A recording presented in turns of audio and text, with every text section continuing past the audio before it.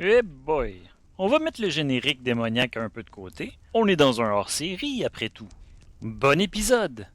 Bonjour tout le monde et bienvenue au premier hors-série des Berceuses occultes. Habituellement, on s'intéresse aux vieux grimoires occultes et leurs auteurs qui sont morts depuis un certain temps. Mais dans les hors-séries, on voit un peu plus large et on s'intéresse à la littérature québécoise et leurs auteurs, toujours en vie. Donc, pour le premier hors-série, on a la chance d'avoir avec nous Ghislain Tachereau pour nous parler, entre autres, de Hostie de tabarnak, Preux Chevalier Francolle, un de mes livres préférés des dernières années. Alors, bonjour. Bonjour. Je suis content qu'on puisse dire hostie de tabarnak tout en parlant de littérature. Oui, c'est un de mes... D'ailleurs, c'est quelque chose que que j'aime vraiment beaucoup, c'est d'avoir dans ma collection de livres Hostie de tabarnak qui se dresse fièrement. Je trouve que c'est juste par le titre, c'est merveilleux. Oui, ben c'est ça. Au début, j'avais dit à l'éditeur, on va mettre un bandeau, éditeur étant Robert Laffont. J'avais dit, on va mettre un bandeau sur lequel on va écrire après Cyrano de Bergerac, voici le chevalier Hostie de tabarnak. Et lui, il a proposé de l'imprimer directement sur la couverture parce que semble-t-il que les libraires, souvent, ils se débarrassent des bandeaux ou ils les perdent ou ils les chiffonnent. Okay. Puis, fait que, comme ça, au moins, ça donne le ton. Ça dit qu'on ne parle pas d'un juron, mais que le de tient pour une particule nobiliaire et qu'on a affaire à un noble.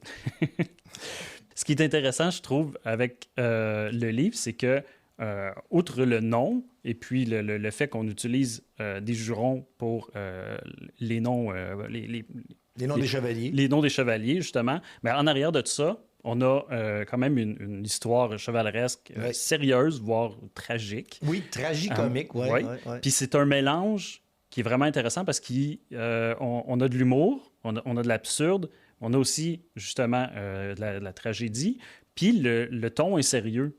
Fait que rapidement, le mélange, pour moi en tout cas, en tant que lecteur, quand j'ai commencé, je savais pas où est-ce que je m'en allais au début. Puis rapidement, on fait « Ah, ben c'est juste, ça marche, ça fonctionne. Fait que là, on embarque dans l'histoire, puis on oublie même les noms, puis le côté...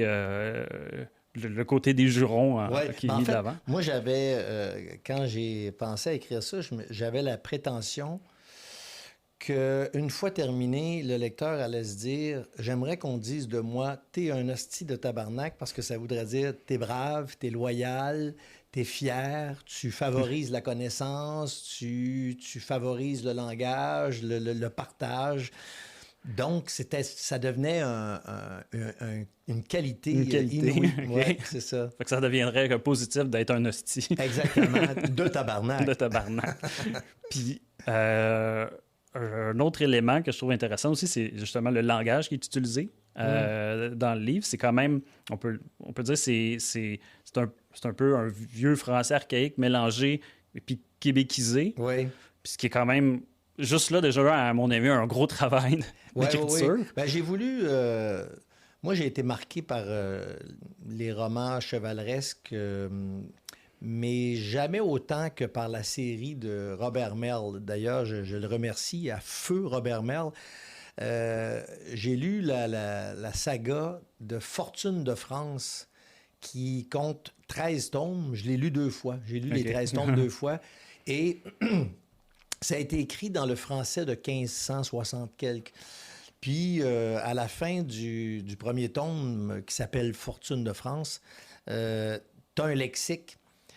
Okay. Et tu as à peu près, je sais pas, moins 150 mots là-dedans qui sont du vieux français dont tu apprends la signification, comme se ramentevoir, ça voulait dire se rappeler, se souvenir.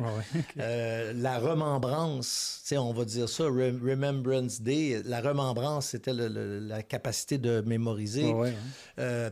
Se navrer, c'était se blesser. Une navrure, c'était... Fait que j'ai emprunté un peu au vocabulaire de Robert Merle, dans lequel... Qui a lui-même pigé dans le lexique de l'époque. Et j'ai joué aussi avec les vieux mots qu'on utilise au Québec. Mettons la jarnigouenne, des trucs comme ça. Donc, j'ai utilisé ça, mais... dans un contexte où les chevaliers peuvent glisser un mot comme jarnigouenne, justement, mais alors qu'ils parlent à l'imparfait du subjonctif. Donc, je trouvais que sans jeu de mots, mais je trouvais que ça jurait avec le juron.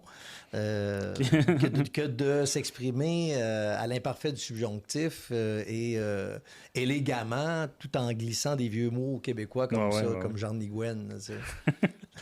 Puis, autre affaire aussi, ben, dans toutes tes œuvres, je trouve que c'est un des points qui me fait toujours rire, c'est les notes de bas de page.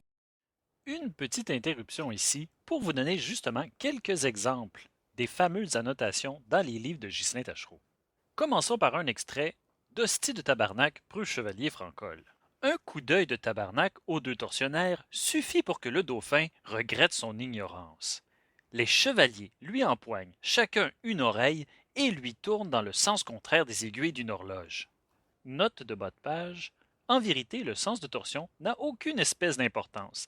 Il va de soi que, quel que soit le sens dans lequel on tord une oreille, ça fait mal, car c'est un organe ni vissable ni dévissable. Et maintenant, un extrait du premier Inspecteur Specteur. Specteur avait pris la lampe de poche d'un flic qui traînait à ses côtés. Il fouillait méticuleusement le fond de la boîte aux lettres. Note de bas de page. C'est le flic qui traînait, pas la lampe de poche. On retourne à l'épisode. J'aime ça dire au lecteur, il y a quelqu'un qui est en train d'écrire ce roman-là. Il y a quelqu'un qui a écrit ce roman-là, puis c'est lui que vous lisez. Alors, j'avais marqué, mettons, un point d'exclamation, un point d'interrogation, un dièse, plein de symboles tout croche. Puis là, j'avais marqué, excusez-moi, mon chat vient de passer sur mon clavier. Puis là, à ce moment-là, je me dis, le lecteur qui est en train de lire ça, il va trouver ça drôle. Puis, ça t'empêche pas d'avoir quelque chose de super dramatique dans le chapitre suivant ou dans la page suivante. Ouais. Malgré l'absurdité, je te dirais que la fin...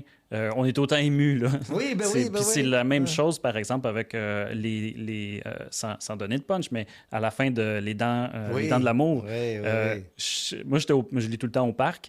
Puis quand j'ai fini le livre, j'ai fait « Oh, ouais, c'est venu me chercher plus que ce que je pensais que ça le ferait. » Mais tu sais, le rire emprunte beaucoup, va beaucoup piger dans la pompe à émotion parce que ça te déstabilise, soit que tu mets des choses en opposition ou soit que tu as un élément surprise, tu as un élément auquel tu t'attendais pas, puis il va te surprendre, puis il va te faire rire. Il peut te déranger, pas nécessairement te faire rire, mais dépendamment de ce que tu veux faire, ça peut effectivement faire rire. Ouais. Puis dans Hostie de tabarnak, moi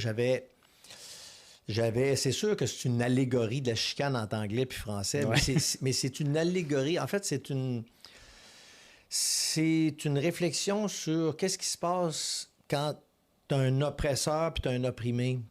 Comment ça se passe de part et d'autre? Ouais. Pourquoi l'oppresseur est oppresseur? Puis comment est-ce que faut que tu te tiennes debout, même si toi, t'es envahi, même si c'est toi qui est opprimé? Comment est-ce qu'il faut que tu gardes la tête droite puis tu essaies de te libérer à tout prix parce que la liberté n'a pas de prix. Mm-hmm. Donc, je voulais jouer là-dessus. Fait que en fait, ça peut s'appliquer à tous les peuples qui sont opprimés, qui sont envahis, dont le territoire est envahi, qui sont dominés. Le dominant et le dominé, c'est deux pôles qui sont fort intéressants. Puis, ce qui m'intéressait aussi là-dedans, c'était la raison pour... J'essaie de trouver la raison. Qu'est-ce qui fait que tu vas envahir un peuple? Tu vas détruire toute la culture autochtone, tu vas détruire tous les Mayas, tous les Aztèques, alors que tu aurais pu apprendre énormément, ne serait-ce que tout leur savoir au niveau des plantes, au niveau des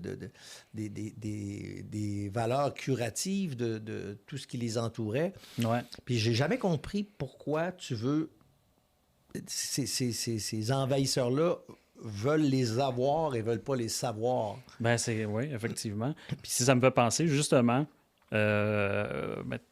qu'à l'époque, là, je me rappelle plus exactement c'est qui, mais parmi les colons, ben, on a attrapé le scorbut, puis on était comme pas mal, on serait mort. Ben oui. Puis si c'était pas justement des Autochtones qui nous ont montré comment pouvoir nous adapter, ben on n'aurait pas...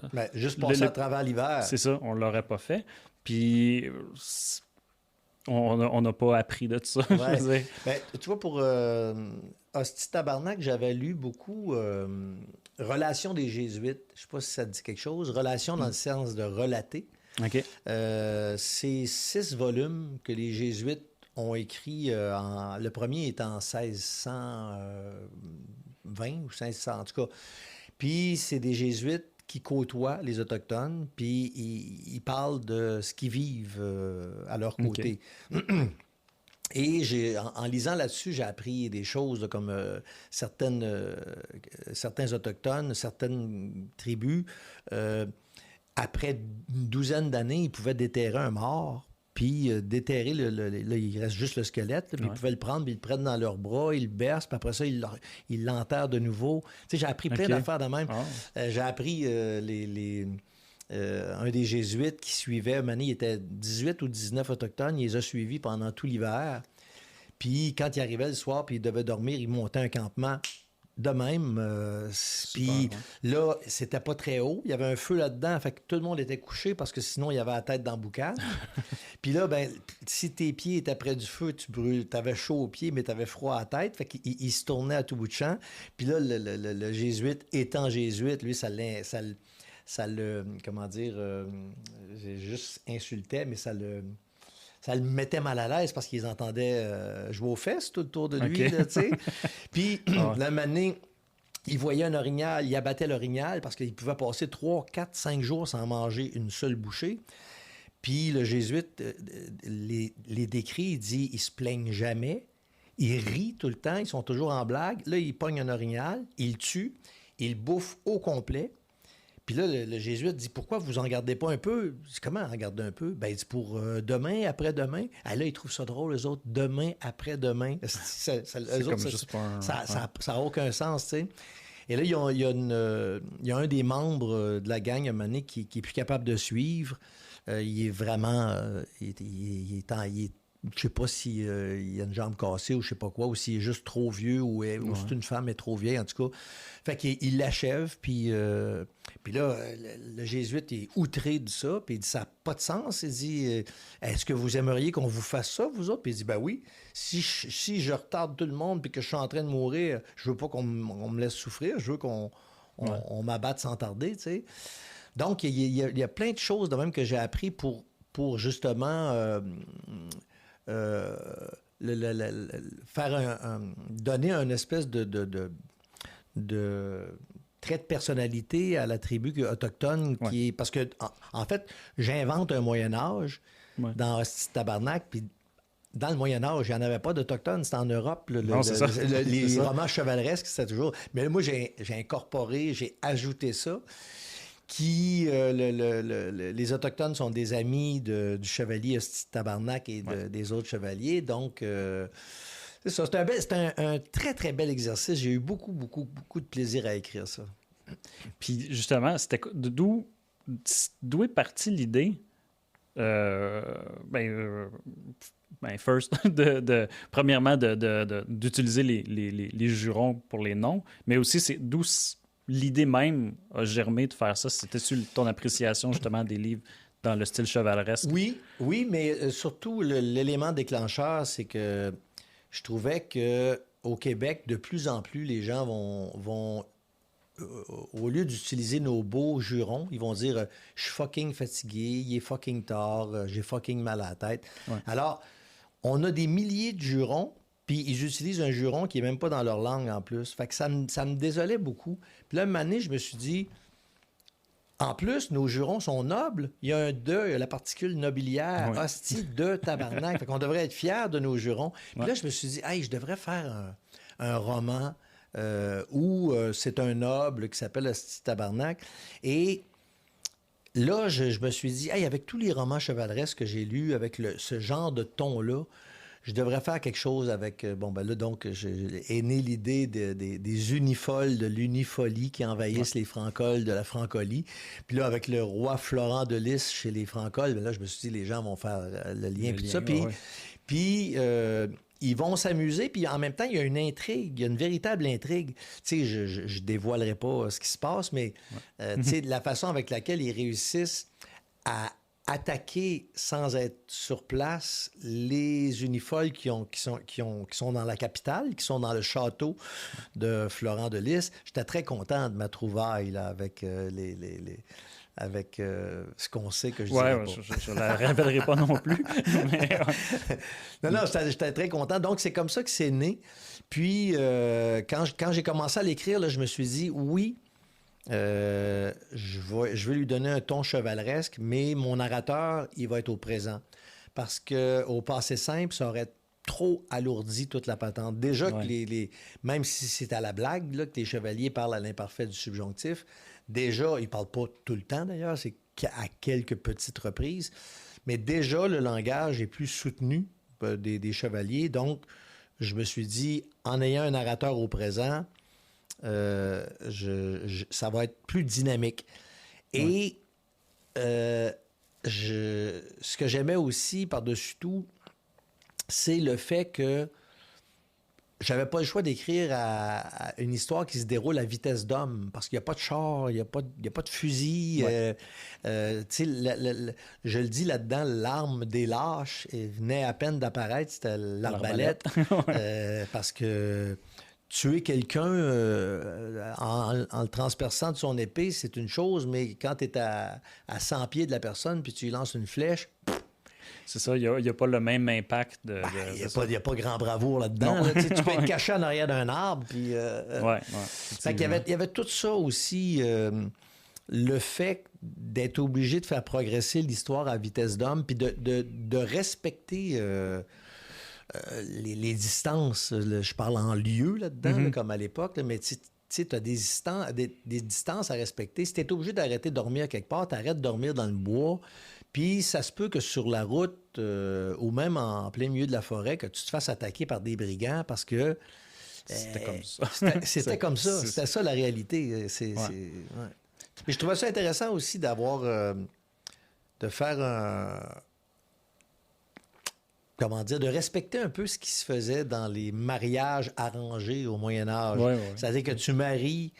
C'est comme là, le roi de l'Unifol, il a marié une Francole parce que pour tisser pour instaurer ou installer une certaine fraternité entre les peuples, dire on s'attaquera pas, mais en fait, ils s'attaquent malgré tout. Là. Non, c'est ça. Puis, tu sais, il n'y a rien qui se fait sans qu'il y ait des blessures. Tu sais, quand tu regagnes la capitale, ça se fait pas sans qu'il y ait eu des pertes, sans qu'il y ait eu des... Puis aussi, ce que je trouvais bien important là-dedans, c'est de montrer que la traîtrise, elle vient souvent, pour ne pas dire presque tout le temps, de ton propre frère. Tu sais, c'est pas... un étranger là, qui a essayé de nous lessiver. C'est Jean Chrétien qui a fait le plus de mal au Québec. Là. C'est quand même pas... il vient pas c'est un gars de Shawinigan. Là, donc, je voulais montrer ça aussi là-dedans. Puis j'aimais beaucoup que chacun des 6 chevaliers ait sa particularité, tu sais. Puis, anecdote pour... Il y a un personnage qui s'appelle Hostie de Pissou dans ce roman-là, qui est pas homophobe, mais qui comprend pas trop c'est quoi les affaires d'homosexuels, il comprend pas trop. Puis, celui qui est homosexuel, Hostie de Toff, si ma mémoire est bonne, c'est Hostie de Toff, en tout cas. Au début, Hostie de Pissou, qui était un peu... qui remet en question l'homosexualité de Hostie de Toff. Au début, je l'avais appelé Hostie de Fif. P-H-Y-F-E. Puis l'éditeur, il m'a dit... Ouais, ça, il était pas sûr. Mais je trouvais ça bon parce que il s'appelle Hostie de Fif, puis c'est lui qui est homophobe. Tu comprends? Puis, je trouvais que c'était drôle que celui qui porte le nom de Steve, c'est lui qui comprend rien à l'homosexualité, là, tu sais. Donc, en tout cas. D'ailleurs, ça me fait penser. Est-ce qu'il y a beaucoup de... Est-ce que c'est dur à vendre à un éditeur le concept puis juste le titre, ou c'était comme déjà... Non, ça a été... ça, j'avoue, là, parce que Robert Laffont, c'est quand même un éditeur français prestigieux, là. J'avoue que j'ai eu une réception tout à fait extraordinaire. Oui, OK. Oui. Ils m'ont donné une feuille de notes du comité de lecture, là. Ouais. C'était vraiment des pécadilles, là. C'était OK, vraiment il n'y a pas grand-chose. Non. Puis... Tu sais, les Autochtones là-dedans, là, je les appelle les indigènes, je pense. Je les appelais les sauvages, avec un OK. S majuscule. Puis je disais sauvage avec un S majuscule, c'est qui est en lien avec la nature. Sauvage avec un... je disais comme, par exemple, ce sauvage coupe du bois. Là, tu avais avec un S majuscule. Puis ce sauvage coupe du bois en nom de famille, Monsieur Dubois. Ben là, c'était un S minuscule. Okay, c'était un esti de sauvage, tu comprends? Je comprends. Puis là, j'ai contacté Michel Jean, j'ai contacté Isabelle Picard. Je leur ai dit, je leur ai donné le contexte, puis tout ça. Puis ils m'ont dit, c'est délicat, tu sais. Puis moi, c'était pas pour niaiser les Autochtones ou pour les dénigrer. Au contraire, je trouvais que l'appellation sauvage avec un S majuscule, ça voulait dire que tu partages l'environnement sauvage dans lequel tu habites, puis à la limite, tu le maîtrises aussi, tu sais. Ouais. Mais ça aussi, c'est une façon, si on veut, comme les sacs, ça aurait été une façon de rendre le mot positif. Oui, exactement. Puis pour moi, c'est positif. Avec un S majuscule, toujours. Tu sais, moi, je me disais, les critiques vont dire « Hey, Robert Laffont a publié un roman dont le titre est Hostie de tabarnak. Il doit y avoir quelque chose là-dessous. » Tu sais? Oui. Puis finalement, à part Dominique Tardif, qui était à la presse dans le temps, non, qui était au Devoir, à part lui, il n'y a personne qui tu sais, dans les salons du livre, bon, j'ai fait des entrevues puis tout ça, mais il n'y a pas eu de couverture réelle. Pas tant, OK. Puis il est sorti en octobre 2019 ici, puis il est sorti en février 2020 en France, mais 2 semaines avant la pandémie. Fait que ça a il y a eu des sujets qui ont capté l'attention des médias un peu plus. Ben, c'est parce que moi, je voulais engager une attachée de presse en France pour faire la promotion, tout ça. Puis on avait trouvé quelqu'un, puis la fille, elle nous a dit, vous me donneriez 10 000 €, je pourrais rien faire. Tout est fermé, tu sais. Oui, OK. Ouais. Puis justement, ce livre-là, il a été publié en France. Puis est-ce qu'il y a eu des changements sur le livre ou c'est la même chose? Non, parce que c'est un ton. Tu sais, je veux dire, il n'y a pas... il y a le travail sur le langage avec les mots. J'ai un petit lexique aussi à la fin parce que, tu vois, j'ai fait un peu comme dans Fortune de France, quand une garce, c'est pas péjoratif, c'est le féminin d'un gars. Mais si je l'avais pas mis dans le lexique, je l'ai mis, je pense, en note. Même de en bas de note, page. Si je l'avais pas mis, tu sais, comme une navrure, une blessure, une navrure, je l'ai mis aussi dans les notes de bas de page pour que pas que le lecteur soit obligé d'aller à la fin. Puis pour qu'il sache que je suis pas en train de traiter le personnage de garce. Le narrateur est pas en train de le traiter de garce, mais c'est bien l'appellation de l'époque qui voulait ça. Là. Je pense justement, quand il y a eu des mots que j'ai fait, je me demande si c'était tout le temps en note. Ben oui. Il y avait une précision. C'est bien parce que en même temps, c'est sûr, moi, je prendrais mon cellulaire puis j'irais checker puis je ferais « Ah, OK. » Ben oui. Mais ça l'évite la majorité des gens font pas l'effort de Ils vont pas, ils continuent. Ben non, c'est ça. Puis à un moment donné, ils vont déduire. Là, tu sais, comme dans les salons du livre, quand on parle de ça, de l'imparfait du subjonctif, je dis... Tu sais, si tu dis il eût fallu que je parlasse, ben tu vas savoir que c'est le verbe parler, là. Même si tu ne saurais pas le conjuguer, tu vas savoir que c'est pas le verbe manger. Non, c'est ça. Tu peux guesser. C'est ça. Ouais. Puis justement, il y a un autre aspect au roman. C'est le livre audio que tu as fait la narration, justement. Puis le livre, je l'ai lu. Puis après, j'ai écouté le livre, puis j'ai écouté le sur Audible, la version audio. Puis je trouvais que c'était une expérience quand même intéressante de revoir, juste parce que c'est toi qui fais la narration. Ben oui. Puis je pense qu'il ne peut pas avoir une meilleure personne pour parler l'unifol que toi. Oui, c'est ça. Ben, juste pour préciser, c'est que l'unifol, en fait, c'est le langage, quand les unifoles qui représentent les Anglais, quand ils parlent, je mets des W, des O, des N, des wing, c'est parce que le narrateur se met dans la peau des personnages qui ne comprennent pas la langue. Donc, j'ai voulu mettre un charabia. Non, effectivement. Mais c'est quand même un exercice à faire aussi, là, 25 heures d'enregistrement. C'était ma question suivante, parce que c'est quand même, si je ne me trompe pas, c'est à peu près 11 heures, le livre. Oui, ouais. 11 heures, ça doit être beaucoup de travail. Oui, tu sais, moi, je suis habitué de faire de la lecture à première vue. Ouais. Puis ça, étant donné que je l'ai écrit, c'est juste que des fois, avec l'ingénieur de son, je me disais, j'aurais dû lui dire, mets-moi une note sur ce personnage-là parce que je veux voir quel ton j'y ai donné 150 pages avant.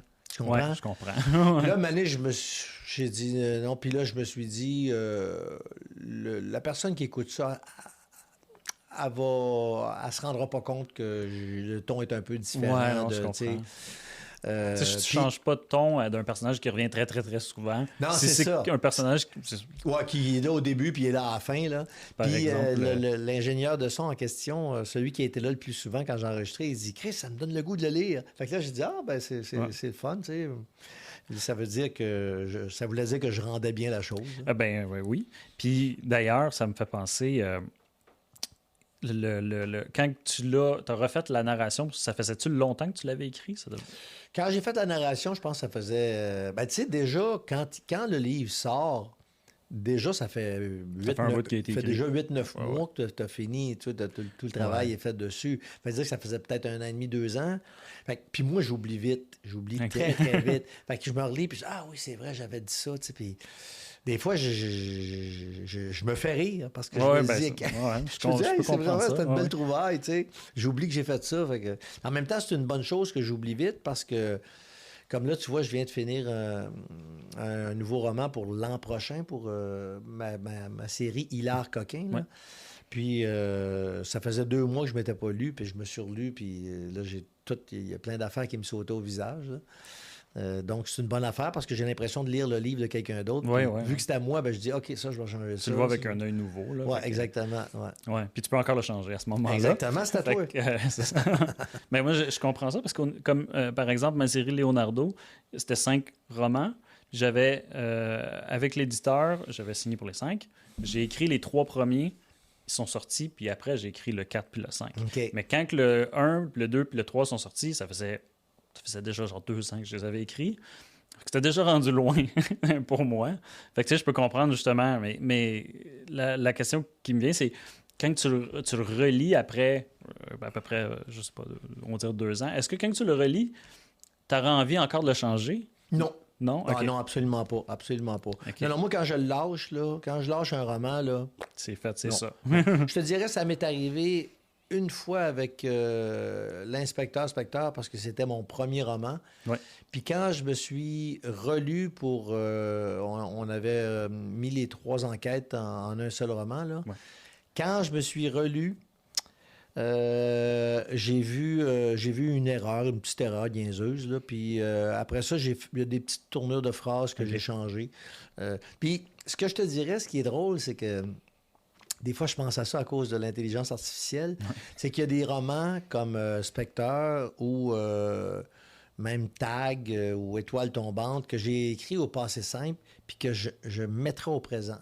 Ah oui? Ouais. Okay. Que je mettrais ça dans le chat GPT puis je dirais, sac-moi ça au présent. Puis avec les concordances, là, parce que je pense que l'intelligence artificielle serait capable de faire ça. Là. Je crois que oui. Ouais. Puis là, je me dis, ça vaut ça la peine, tu sais. Fait que là, je vis avec. Là, comme Patrick Sénécal, c'était un bon chum, Patrick, qui me disait dans Les 7 jours du Talion, il y a un truc médical qui fait en sorte que il injecte quelque chose au personnage qui torture, puis il dit, normalement, ça aurait pris un respirateur artificiel parce que sinon, ces fonctions-là se seraient arrêtées aussi. Okay. Puis là, Patrick, il dit, hein, le médecin, il dit ça, puis il dit que le médecin, il dit qu'il a trippé comme un cochon sur son livre, mais il donne cette précision-là. Peut-être que je me trompe dans la précision, mais c'est quelque chose du genre. Okay. Puis là, Patrick, il dit, mais là, il dit, j'irai pas changer ça dans le livre, si j'irai pas. Il dit, j'ai fait, j'assume cette erreur-là, puis c'est tout. Puis en plus, il y a quelqu'un qui vérifie puis qui contre-vérifie, c'est bien Patrick. Là, OK. ouais. Ben, c'est ça. Je pense que la perfection, on peut pas l'atteindre jamais. C'est ça. Mais moi, j'aurais tendance, souvent, mais un peu moins pire maintenant, mais surtout avec justement mes premiers romans, quand j'y relis, ben, je vais faire comme, j'aurais peut-être changé la disposition des mots. Ah oui, OK. Mais non, c'est ça, mais c'est surtout que là, toi, c'est de revoir le livre en entier, il faut que tu le lis au complet. Oui, c'est ça. Puis quand quand j'écris, mon premier jet, il est déjà pas pire proche d'une version finale. Ça va être factuel, les changements, beaucoup plus que littéraire. Ouais. Tu sais, je vais dire, OK, ça marche pas, le gars, il a pas ses clés dans les poches, puis il a échappé ses clés plus tôt, puis là, il est en train de débarrer sa porte. Ça va être des affaires de même, ou des affaires plus de motivation. Tu sais, je vais dire, asti, ça, c'est pas crédible. Pourquoi il fait ça, lui? Qu'est-ce qu'il a à gagner là-dedans? Donc, c'est plus ça, parce qu'au niveau du langage, mettons que j'ai écrit, tu sais, je me donne toujours une discipline de 1000 mots par jour. Là. Ouais. Puis souvent, je vais prendre un 35 jours là, en ligne. Je vais écrire 10, 12, 15 heures par jour. Je vais faire que ça pendant 30-35 jours.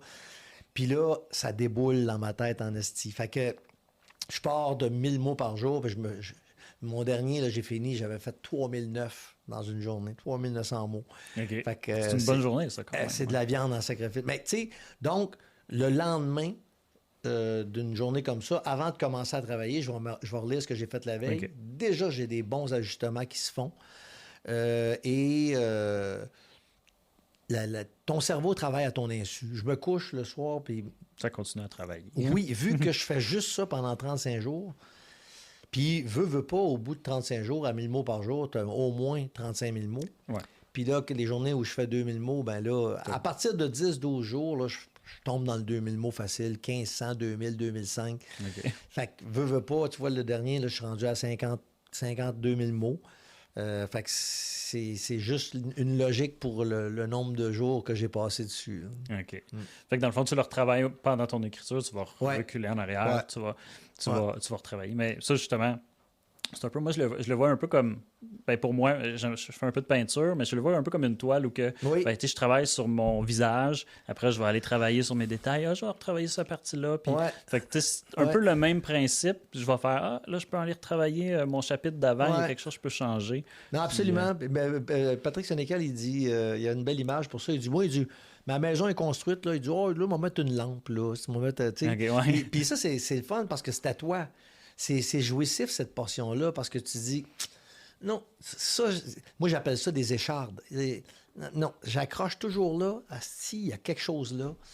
Fait que là, t'es obstiné, tu l'aimes, ce gag-là, mais il marche pas. Ou tu l'aimes, cette tournure-là, mais ça marche pas. Ça nous fait penser à telle autre affaire, donc ça nous mêle. Là, je suis obligé de faire des deuils. Puis là, je me dis, comme je disais tantôt, ton cerveau fonctionne à ton insu. Ouais. Donc, des fois, durant la nuit, j'ai des révélations. Puis je me lève carrément. Des fois, 3 heures du matin, je m'en vais écrire. Puis après 2 heures d'écriture, 2 heures et demie, là, je pogne un coup de barre, je m'en vais me coucher. C'est vraiment trippant. Là, tu sais, c'est comme si tu faisais de la musculation avec ton cerveau. Là, quand tu fais juste ça pendant 30-35 jours, là. C'est vraiment jouissif. C'est là que tu vois que ton cerveau, c'est ton meilleur ami. Puis ça peut être ton pire ennemi aussi si tu le laisses paresser trop longtemps. Ouais. Mais ça, d'ailleurs, c'est ça, dans le fond, une bonne discipline, à ce que je comprends. Tu t'écris quand même non-stop jusqu'à temps que tu finisses à 1000 mots par jour à peu près. Ouais, c'est ça. Mais est-ce que tu te fais des plans avant? Non, je suis pas capable. Okay. Je suis incapable. J'ai essayé. À un moment donné, je ne sais pas pour quel livre c'était, mais j'ai commencé à faire un plan. Puis là, quand j'écrivais, j'arrive à l'étape où je me disais, le personnage, il va faire ça. Puis je me disais, Mais il peut pas faire ça. C'est pas avec ce qui vient de se passer là. OK, ouais. C'est comme si je me rendais compte de l'impossibilité de mon plan au fur et à mesure que j'avançais. Fait que, donc, je suis pas capable de faire de plan. Et malgré tout ça, tu vois, il y a des dans 3 romans, dans lesquels j'ai fait aucun plan sur aucun de mes romans. Dans 3 romans, il y a des personnages que j'ai rajoutés à la sauvette de même, OK. parce qu'ils étaient utiles à l'histoire puis qui sont devenus les personnages les plus importants dans l'histoire. Là, tu vois celui qui perd son jumeau, je me rappelle plus son Flagos. Oui. Flagos, il devient un élément super important. Puis au début, c'était juste un truand comme ça qui servait à... Oui, parce qu'au final, il est très utile. Il est très utile. Dans Les Dents de l'amour, le jésuite, OK. Dracula, j'étais en train d'écrire ça. J'étais avec Patrick, d'ailleurs. Patrick avait loué un chalet, puis il m'avait invité. Fait que des fois, on s'installait ensemble, puis on écrivait. Puis j'étais en train d'écrire ça. Puis à un moment donné, je me rappelle, Patrick, il regarde mon ordinateur, il voit mes noms de personnages. Draculotte, Dracontour. Christ est épais. Fait que là, je pense à Dracula. Là, je me suis dit, c'est trop bon comme nom. Faut que je le mette quelque part. Puis Chris, il devient un élément super important à la fin. Ouais. Dans Tag, c'est un tueur à gages. Tag pour tueur à gages. Il prend des contrats, il laisse traîner ses cartes d'affaires dans des endroits luxueux, des casinos, restaurants chics et tout ça. Puis c'est comme ça qu'il décroche ses contrats. Puis à un moment donné, il y a un personnage... qui est une femme richissime, assez riche. Puis elle quitte son mari, puis je veux qu'elle trouve quelqu'un pour... je cherche quelqu'un de qui elle pourrait tomber amoureuse. Puis là, je me dis, ça sera pas un riche, certain. Elle a ça peut être un riche, mais c'est pas pour l'argent qu'elle tromperait son mari ou qu'elle partirait avec quelqu'un, parce que vraiment, il y aurait quelque chose de profond. Fait que finalement, j'ai créé un personnage qui vit sans argent, qui a pris la décision de vivre sans le sou. Fait que lui, il va chez des gens puis il dit si vous avez des travaux à faire, moi, je vous demande juste un lit puis de la nourriture. Puis vous êtes tanné de me voir, vous me le dites, je m'en vais. Vous voulez... Si moi, je suis tanné, moi, je m'en vais, puis pas pires amis. Fait qu'elle tombe amoureuse de ce gars-là, puis ça devient un personnage hyper important à la fin du roman. Puis lui, à la base, il n'était pas là au début. Non, puis j'ai aucune idée pourquoi. Je me laisse entraîner par tout ce qui arrive, puis je me dis, ouais, il pourrait se passer ça. Ce que je fais, c'est que quand j'ai fini un chapitre, j'écris un petit résumé de 3 ou 4 lignes, 5 lignes, il arrive telle affaire. Okay. Puis quand je suis rendu à 10, 12 chapitres, avant de continuer, je lis mes chapitres, puis je dis, OK, je vais m'en aller là. Après, mettons, là, je lis toute la succession de mes chapitres. Si, je vais faire apparaître ça, tu sais. Puis je construis au fur et à mesure, puis jusqu'à maintenant, ça m'a servi. Ça t'a servi, parce que... Mais c'est intéressant. Puis en plus, c'est ça, dans la structure générale, c'est bien monté et tout, fait que c'est là que, justement, je pense que c'est d'une personne à l'autre, le plan ou pas de plan. Il y a des gens... Ouais, puis moi, j'appelle ça...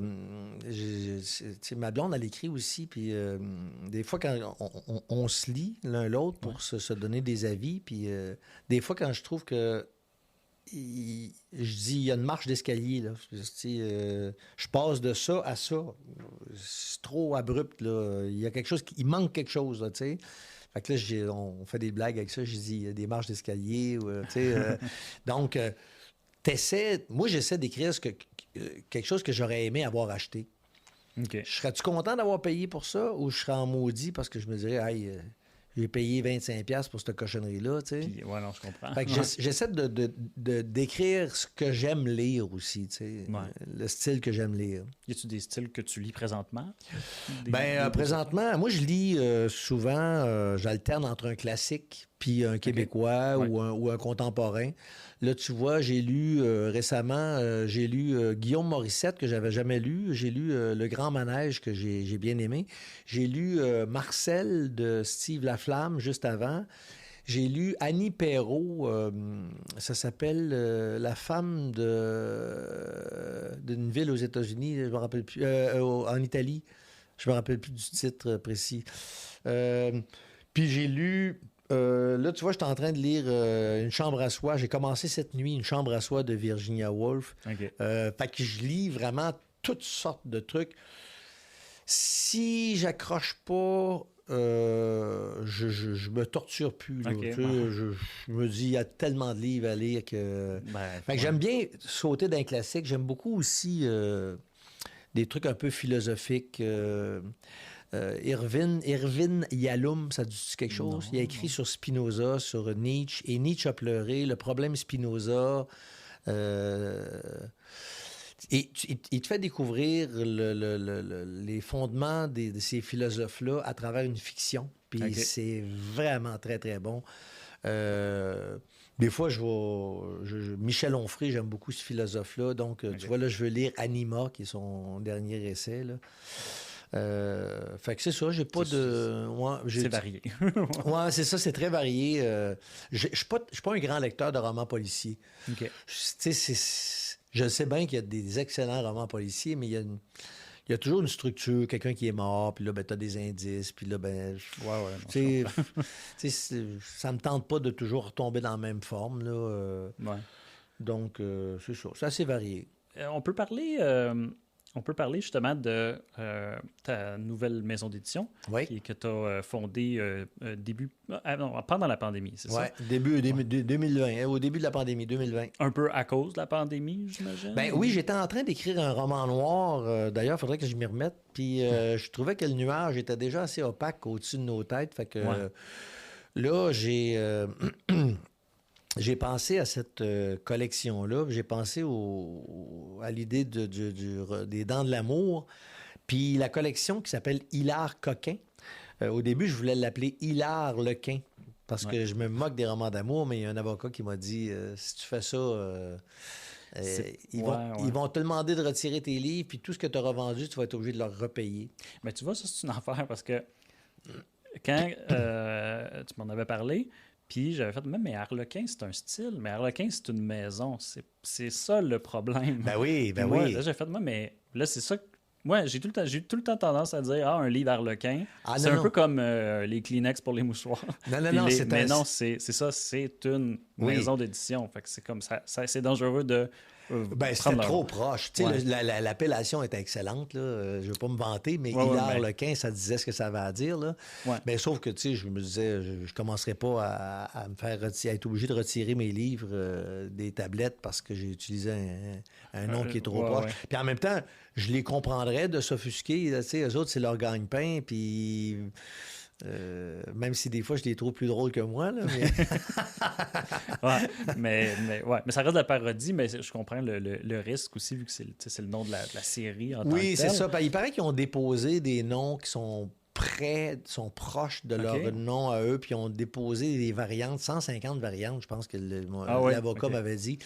Puis, je trouvais que ça valait pas la peine de risquer de se mettre dans le trouble. Ouais. Puis aussi, je me rends compte aussi en écrivant, c'est que je revisite aussi des personnages célèbres, ce qu'ils font pas eux autres. Ouais. Fait que, tu sais, j'ai fait Dracula, Tarzan, Frankenstein, l'incroyable Kull au lieu de l'incroyable Hulk. Ouais. Puis là, le 18 octobre prochain, je sors Physique, La physique de l'amour avec Suprom au lieu de Superman. OK, ouais. Fait que, eux autres, ils font pas ça, ils vont pas jouer dans ces plates-bandes-là. Là. Puis là, j'ai fini, celui que je suis en train de relire, c'est le docteur, c'est L'amour animal avec le docteur Dutilleul au lieu du docteur Doolittle OK. qui parle aux animaux. Donc, fait que c'est pas propre à Harlequin. Puis, Non, c'est Hilar Coquin, ben, ça dit ce que ça dit aussi. Tu sais, C'est une blague. ouais, puis en même puis il y a temps- des passages croustillants dans ces livres-là Ouais. aussi. Mais moi, ce que je trouvais intéressant aussi, c'est que tu sais, tu t'es fait. Avec cette série-là, c'est comme un carré de sable quand même assez vaste parce Oui. que tu peux aller jouer où est-ce que tu veux. Tu l'as Ouais. déjà fait avec les quatre premiers, il y a Frankenstein, justement, Ouais. Dracula, Tarzan, Hulk, mais tu peux aller n'importe où. Oui, Où est-ce c'est ça justement? Tu sais là, je vois qu'il y a deux méchants monstres d'Universal ou plutôt des monstres de la littérature comme connus comme justement Frankenstein puis Dracula.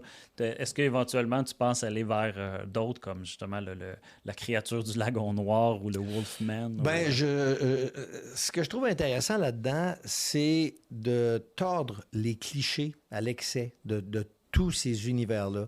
Ouais. Puis, des personnages célèbres comme ça, il n'y en a pas une tonne. Là, tu sais, des personnages aussi risible déjà, parce que tous les codes du vampirisme, les codes de la chirurgie à la Frankenstein, tu sais, je veux dire, c'est tordu. Tu sais, Tarzan qui était élevé par des animaux dans la jungle, tu sais, c'est tellement absurde, tu sais, que c'est déjà risible.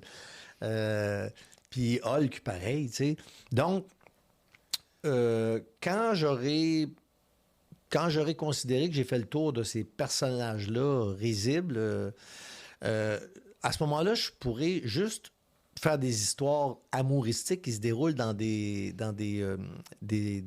milieux riches en clichés. Okay. Le monde du journalisme, le monde du cinéma, le monde de la police, le monde de l'industrie de la porno, le monde de la justice. Tu peux aller partout. Oui, le monde de la quincaillerie. Ouais. Tu sais, sérieux, c'est tous des univers. Tu dis, je plonge, puis en même temps, ça t'oblige à faire une recherche de ce monde-là. Ouais. Puis, étant donné que je m'enfarge pas dans le réalisme, Dracula, tu sais, mais quand tu t'arranges juste pour que ce soit plausible puis cohérent avec ton histoire, là, mais tu sais, aller à fond la caisse dans le monde du cinéma ou dans le monde du journalisme, ça peut être jouissif aussi. Là, tu sais, dans le monde de la médecine, ça se déroule dans un hôpital, mettons, tu peux avoir du fun en maudit. Il peut y avoir de la niaiserie au pouce carré pas mal. Effectivement. mais moi, ce qui est important dans l'absolu, c'est que ce soit littéraire. Okay. C'est que ce soit bien écrit, puis que ce soit écrit avec un niveau de langage qui soit littéraire. Dans le sens où c'est pas une série de niaiseries alignées une derrière l'autre. Je veux que ça soit une belle construction littéraire comme style. Tu sais. Il s'est rempli d'idées, je trouve, originales, que quand on les lit, on fait « Ah! » Dans Les Dents de l'amour, il y a plusieurs choses qui m'ont fait vraiment rire, comme par exemple quand que les vampires se rassemblent puis ils vont attaquer une maison de personnes âgées. Puis que après de les avoir mordus, ils sont tous un peu stone parce qu'ils ont ingéré leur médication. Ça, je trouvais comme ben ça, c'est une idée qui est vraiment drôle. Mais tu sais, en fait, c'est que le monde du vampirisme, tu sais, Google, ça peut être ton ennemi. Hein. Je fais jamais de vérification pour voir ça. C'est-tu déjà fait? Parce que c'est une année. Mais je me disais, tu sais, comment ça se fait que tu vois jamais un chien qui a été vampirisé, un oiseau qui a été vampirisé? Moi, j'ai dit, je vais aller au bout du vampirisme, tu sais. Puis ça aussi, ça me fait beaucoup rire parce que tu sais, tous les principes aussi de l'eau bénite, tu bénis un nuage, puis là, si ça se met à tomber, tu comprends? Prochain, c'est ça.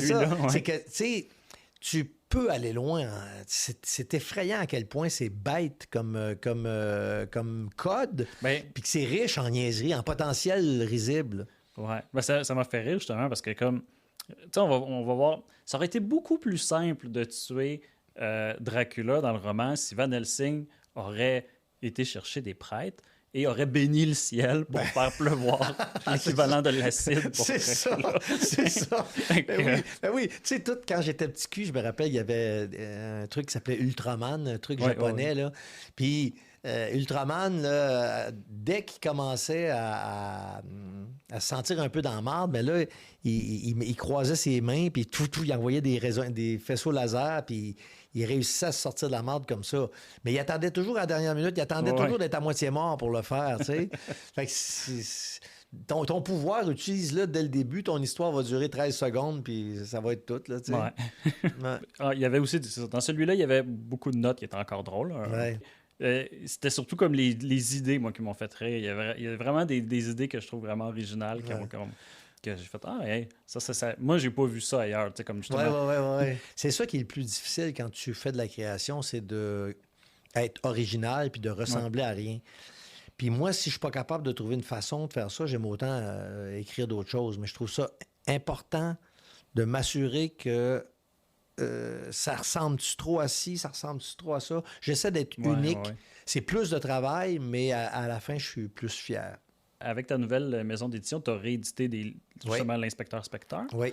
Puis, il y avait quand même, j'imagine, beaucoup de demandes. C'était encore disponible en librairie? Non, c'était épuisé. Puis OK. moi, je me le faisais demander souvent dans les salons du livre. Et donc, là, je me suis dit, bon, ben, tu sais, j'avais récupéré les droits. Et on avait approché, parce que ma blonde, c'est ma chargée de projet aussi. OK. Elle a travaillé pour des ONG à l'international. Elle est habituée de gérer des affaires de fou, là. OK. On avait approché une maison qui s'appelait Carte Blanche. OK. C'était une maison qui permettait l'auto-édition. Et donc, tu leur amenais ton matériel, puis eux autres, ils te fournissaient un graphiste, ils te fournissaient des correcteurs, des gens pour faire de la direction littéraire, tout ça. Puis quand on est arrivé avec le matériel, la dame qui était là était en pré-retraite. Elle a regardé tout ça, puis elle a dit, vous n'avez pas besoin de moi. Elle a dit, vous n'avez pas besoin de nous autres. Vous êtes déjà, tout est déjà professionnel. Vous avez juste besoin d'un distributeur. OK. Donc, ce qui devait être publié chez Carte Blanche, finalement, je l'ai publié chez nous, édition de l'Individu. Et j'ai rencontré Prologue avant pour savoir s'ils étaient prêts à me distribuer. Puis on dit pas de problème. Fait que là, je leur ai donné mon plan de match. Puis, tu sais, je disais, au début, je voulais publier deux titres par année de mes romans Hilaire Coquin, mais sauf que quand tu publies 2 romans trop proche à proche, on dirait qu'il y en a un qui mange l'autre. Okay. Les gens n'ont pas encore à savourer le fait que le dernier est sorti, que là... il y en a un autre déjà. Il y en a un autre déjà, puis là, ils se mêlent, ils savent pas trop. Ça, c'est le dernier. Ah, OK. Déjà, il y en a un autre, là. Puis, tu sais, on dirait qu'il y en a qui peuvent dire, ben là, t'en écris 2 par année, ça doit pas être bon. Tu comprends? Il y a toute cette, cette réflexion-là. Ce qui fait que je me suis dit, non, je vais en publier 1 par année. Je vais faire mon lancement à l'automne, puis je vais faire une promo à Saint-Valentin, vu que ça parle d'amour. OK. Donc là, tu vois, on a déjà une entente avec Bureau Pro à Victoriaville. Moi, j'ai étudié au cégep à Victo. Ma jeunesse a été là-bas. Fait qu'on a proposé ça. Fait que je vais faire une rencontre avec un peu de lecture, des signatures au Bureau Pro de Victo pour la Saint-Valentin. Oh, ça, c'est le fun. Ben oui. Ouais. Puis, là, ma question, c'est où est-ce qu'on peut justement se procurer tes livres? Ben, idéalement, dans des librairies indépendantes. Tu peux aller sur mon site. Si vous allez sur mon site éditiondelindividu.com ou ghislaintachereau.com, vous pouvez lire les 3 premiers chapitres de tous mes romans. Puis, vous cliquez sur « Acheter ». Puis, ça vous amène à la librairie la plus proche de chez vous. Vous rentrez un code postal. Puis, alors, soit que ça vous amène à leslibraires.ca, en fait.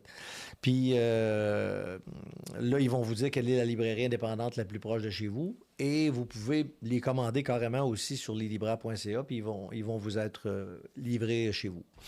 En plus, ils sont, la plupart, pour ceux qui aiment les tablettes, là, ils sont disponibles en numérique. Oui, absolument, absolument, ouais. Puis sinon, mettons, si vous vous dites, j'aimerais ça avoir une copie dédicacée, ben c'est soit dans le Salon du Livre ou vous m'écrivez en privé sur le site, vous me contactez. Puis à ce moment-là, on peut s'organiser, vous me faites un virement, puis moi, j'en ai chez moi des exemplaires, donc je vous le dédicace, puis je vous le poste. Justement, sur Audible, il y a Hostie de Tabarnak. Oui. Est-ce qu'il y en a d'autres? Non. C'est lui? Non, c'est ça. J'avais été approché pour le faire, puis... tu sais, moi, chez nous, je suis équipé, j'ai un micro dans mon garde-robe, ça sonne assez bien, merci. Bien, ouais. Des fois, je me dis, je devrais peut-être les enregistrer carrément chez nous. Moi, je pense que oui. Parce que, bien sincèrement, comme je connaissais l'histoire, puis j'ai vraiment apprécié là, le... Mais je sais pas si je pourrais les vendre moi-même, par contre. C'est une bonne question. Sur Google Play, c'est sûr. Google Play, tu mets ton stock là, puis... Moi, j'ai mis mes livres là. Okay. Ils ont le même principe avec les livres audio. Je suis pas Toi, t'es enregistré, tes livres? Oui, j'ai fait faire mon code ISBN. T'as enregistré la version audio? Ah non. OK. Il y a des versions audio de 2 de mes livres, mais c'est pas moi qui les ai fait. Ah, OK, J'étais même pas OK. au courant quand ils sont sortis. OK. J'étais arrivé sur Audible, j'ai fait « Hey, moi! » J'ai écouté, c'est perturbant d'entendre quelqu'un te lire. Quelqu'un me lire, puis plus tard, j'ai reçu mon éditeur m'a envoyé une petite pochette avec 2 CD dedans, avec le livre, le premier livre audio enregistré, mais j'étais j'étais pas tant au courant avant que je le voie. Mais c'est quand même intéressant. Ah oui, Sinon, oui. je conseille aux gens d'aller s'abonner à Audible. Il y a tout le temps un mois gratuit, ça vient avec un jeton, puis ils peuvent acheter ton livre Ah puis oui. l'écouter. Ben oui, bonne idée. Très Moi, bonne idée. Moi, je pense que c'est ça que le monde devrait faire. Ouais. Ou le lire, carrément. Ou le lire aussi. Ouais. Ben, de toute façon, comme je disais tantôt sur mon site, vous pouvez lire les 3 premiers chapitres. Fait que ça vous donne une idée du style. Si vous n'aimez pas ça, vous allez le savoir bien assez vite. Ouais. Sinon, j'ai remarqué, justement, il y a eu le festival le festival de Lovecraft qui est à Providence de cet été. Ouais. J'ai cru remarquer que tu figurais parmi les acteurs d'un film, Ouais, Les Tubercules. Oui, c'était un petit court-métrage. J'ai participé à ça. C'est un de mes chums qui a fait la direction photo. Puis la fille, qui est la réalisatrice, elle cherchait quelqu'un. Puis là, il a parlé de moi. Puis elle a regardé ce que j'avais fait. Puis elle a dit, ah oui, fait que je suis allé tourner ça. Puis là, ben, c'est ça, ça fait le tour des festivals. Ouais. Elle est la réalisatrice. Elle connaît bien la poutine parce qu'elle est jurée sur des jurys qui reçoivent des films de genre et qui jugent des films de genre. Donc, elle a vu passer pas mal de stock, puis elle s'est dit, ah, j'aimerais ça en réaliser, moi, des films de genre. Puis là, elle a fait ce film-là, et elle en a fait un autre qui s'appelle Petite poule rousse, qui est sorti même pas un an après le premier, après Les Tubercules. Fait que j'ai hâte de voir qu'est-ce que ça va donner. Je vais probablement recevoir un appel de Steven Spielberg. Là, il n'est pas disponible, je pense, en ligne. Je pense pas, non, je pense pas. Il est en festival Ouais. un jour. J'ai cru comprendre que ce festival-là, ils font une compilation de tous les films, ils mettent ça sur un Blu-ray éventuellement. Ah, OK. Mais là, ils sont en 2021 au niveau Ouais. des Blu-ray. Fait qu'il va falloir attendre 2026. C'est ça. Ben oui. Sinon, ah oui, ben, moi, je conclurais avec quelque chose que tu as dit sur ton Instagram. C'était pour justement le 12 août, là, la journée Achète un livre québécois. Ouais. À mon avis, on devrait acheter des livres québécois à longueur d'année. Ouais. Non, effectivement. Puis moi, je disais, ça devrait être tout le mois d'août parce qu'on on a le mois de la littérature africaine, on a le mois de la littérature autochtone. Pourquoi on n'aurait pas le mois de la littérature québécoise? Tu sais? Puis aussi, la façon que tu l'as dit, c'est... tu disais... c'était ce mois-ci, je nous lis. Ouais, c'est ça, exactement. C'est vraiment plus comme... c'est d'avoir nous, je nous lis, nous. Oui, voilà. C'était bien dit, je trouve. Bon, ben merci. Ben merci encore. Merci de l'invitation, Mathieu. La météo dans un instant.